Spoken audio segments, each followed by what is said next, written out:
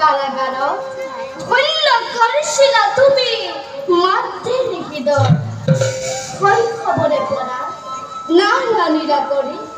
আজ তুমি জগতর ডাল কষ্টরূপে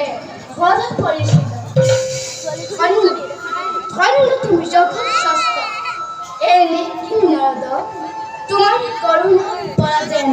কেছেও বঞ্চিত নয় কাকে এক চিত্তে করু কামনা